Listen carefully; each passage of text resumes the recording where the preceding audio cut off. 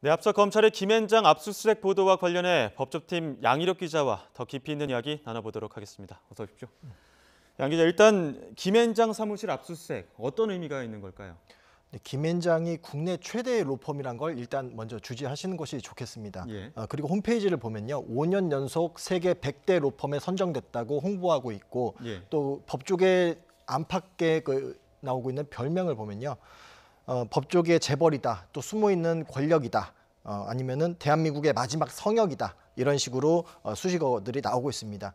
청와대를 비롯해서 권력기관 곳곳에 김앤장이 인재를 영입하거나 아니면 실제로 김앤장 출신들이 그쪽으로 가기도 합니다. 그 사법농단 의혹도 마찬가지인데요. 양승태 사법부하고 박근혜 청와대 사이에 어떤 거래가 있었는지는 어느 정도 드러나긴 했는데, 그동안 그러다 이번 압수수색을 통해서 김앤장이 실제로 어느 정도 개입을 했는지 그 그림자가 드러나게 된 셈입니다. 다만 이 압수수색의 그 성격이 중요한데, 검찰은 이번 압수수색의 그 방점이 그 양승태 사법부에 있다고 좀 밝히고 있습니다. 김앤장을 통해 강제징용 재판에 어떻게 개입했는지 확인하기 위한 것이다. 하지만 다만 로펌의 생명이 바로 기밀 유지라고 할 수 있는데, 검찰이 관련 자료를 다수 확보하면서 김앤장 소송 대리에도 어느 정도 차질은 불가피할 것으로 보입니다. 예. 압수수색 결과로 양승태 전 대법관의 흔적이 나온 것도 어느 정도의 성과라고 볼 수 있는 겁니까? 그렇습니다. 그동안 김앤장이 누구와 접촉을 주로 했냐, 임종원 전 법원행정처 차장이 예. 주로 실무적인 접촉 역할을 맡았다, 이렇게 예. 나오고 있었거든요. 그런데 이번에 압수수색을 통해서 뜻밖의 이름이 튀어나오게 되는데, 그 사람이 예. 바로 양승태 전 대법원장입니다. 심지어 양 대법원장의 집무실에서도 김앤장 관련 한모 변호사라고 합니다. 한모 변호사를 만난 정황이 또 드러나기도 합니다. 양승태 전 대법원장은 이번 사법농단 의혹의 정점으로 꼽히는 인물입니다. 근데 압수수색 영장이 그동안 번번이 기각을 당한 바람에 실질적으로 어떤 식으로 개입을 했는지에 대해서는 그 정황이 구체적으로 드러나진 않았었거든요. 근데 이번 압수수색으로 양 전 대법원장이 실제적으로 직접 재판 개입에 관여했다, 이런 예. 정황이 드러난 셈입니다. 그래서 이런 것 때문에 바로 결정적인 증거, 이른바 스모킹 건이 나왔다는 얘기가 나온 거고요. 예. 저희 취재 결과 또 검찰 내부에서도 압수수색으로 의미 있는 성과가 나왔다는 자평이 나오기도 하고 있습니다. 예. 사법부가 일제 강제징용 재판에 개입을 하고, 그것도 모자라서 일본 전범기업측 소송 대리인과도 접촉했다는 정황이 나온 건데, 구체적으로 양승태 사법부와 김앤장 어떻게 재판에 관여를 한 겁니까? 예, 지금 구체적인 정황은 임종원 전 법원행정처 차장의 공소장에 어느 정도 드러나 있습니다. 제가 좀 잠깐 일부 내용이 들어있는 공소장을 좀 들고 나왔는데요. 여기 보면은 김앤장이란 이름이 4차례 정도 언급이 됩니다. 한번 내용을 보면요. 지난 2012년 5월에 일본 기업들이 강제징용 피해자들에게 배상해야 한다는 취지로 대법원이 사건을 돌려보냅니다. 다시 판단하라고 한 거죠. 그래서 이듬해 2013년 8월과 9월에 그 강제징용 재상고심 판결을 늦추기 위해서 접수 초기에 심리 없이 재판을 끝내는 심리 불속행 기간을 넘기기로 내부 방침을 세웠습니다. 기간이 한 넉 달 정도 됩니다. 근데 김앤장이 이를 예상이라도 마치 한 듯이 심리 불속행 기간이 지나버린 2014년 5월에야 뒤늦게 소송 위임장과 상고 이유서를 제출을 합니다. 또 양승태 대법원이 사건을 전원합의체로 돌려서 재판을 지연하는 과정에도 김앤장이 등장합니다. 외교부가 의견서를 제출하면 이를 구실로 대법관들이 모두 모여서 심리하는 전원합의체로 넘겨서 재판을 지연하자는 방안이 나오는데, 외교부가 반일 정서 등 여론을 의식해서 의견서 제출을 차일피일 미루자 임종원 전 차장은 김앤장을 통해 재촉에 나서게 됩니다. 예.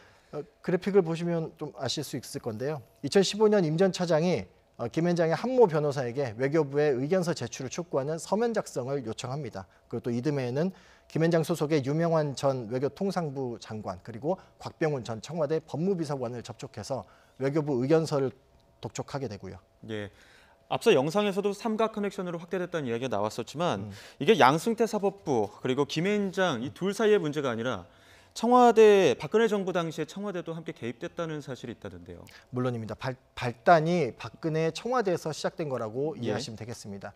강제징용 피해자에게 배상하라는 취지의 대법원 판결이 나오자 박근혜 정부는 발칵 뒤집힙니다. 아버지 박정희 전 대통령 시절에 맺어진 한일협정이 깨질 수 있다는 우려가 나온 건데요.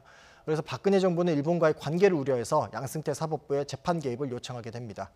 정부 요청에 양승태 사법부는 발빠르게 움직였고 일본 기업 측 소송 대리를 맡은 김앤장도 여기에 발맞추게 됩니다. 이후 외교부가 의견서를 제출하면서 대법원은 실제로 사건을 전원합의체로 돌리는 절차에 착수하게 되는데 여기서 핵심은 소송 당사자인 강제징용 피해자는 배제한 채 그냥 놔둔 채 양승태 사법부 그리고 박근혜 청와대 그리고 김앤장이 삼각 커넥션을 이루고 삼각 연결고리를 이루면서 재판에 개입하게 된 과정이 나타나게 된 거죠. 네. 그 밖에도 이거 국내에 진행되는 강제징용 소송 한 10여 건 대부분을 김앤장이 맡은 부분이 이게 국내 정서와 맞지 않다는 지적도 있는데 네. 여기에 대한 김앤장 측의 입장은 있습니까? 앞서 강제징용 재판 개입에 연루됐다 그런 의혹과 그리고 강제징용 소송을 여러 건을 왜 도맡고 있는지에 대해서 저희 취재진이 여러 차례 접촉을 했는데 한마디로 소송이 진행 중이기 때문에 드릴 말씀이 없다는 것이 그들의 입장입니다. 그래서 아까 보도에서 잠깐 보셨다시피 강희경 기자가 김앤장 사무실을 직접 찾아가서 여러 차례 접촉을 시도했는데 질문에 대한 답변을 얻기는 쉽지 않았습니다. 보도가 나간 뒤에도 관련해서 계속 저희가 질의를 했지만 드릴 말씀이 없다는 게 입장이었습니다. 네, 짧게 또 마지막 질문 드리도록 하겠습니다. 오늘 박병대 고영한 전 대법관에 대해서도 구속영장이 청구가 됐는데 어떻게 보십니까? 이 구속영장이 발부가 될까요? 이거 너무 어려운 질문인데 제가 법관도 아니고 검찰도 아니고 그리고 점쟁이는 더더욱 아니어서 예단하기가 너무 어렵습니다. 근데 다만 이제 주목해야 될 점은 구속영장 청구서에 어떤 내용이 담겼느냐일 텐데요. 일단은 박병대 고영한 전 대법관이 임종원 전 차장의 범죄 사실과 정확하게 거의 대부분이 일치한 내용을 담고 있습니다.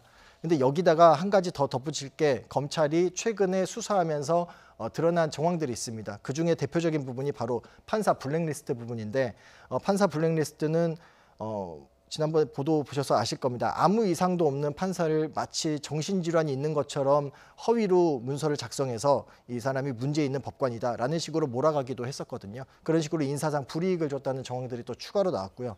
또 비판적인 견해를 제시했다는 이유로 불이익을 주려고 했다는 의혹인데 이와 관련해서 또 여러 가지 혐의의 중대성, 또 증거인멸의 우려, 또 도주의 우려 등을 종합해서 법원이 판단할 것으로 그렇게 판단됩니다.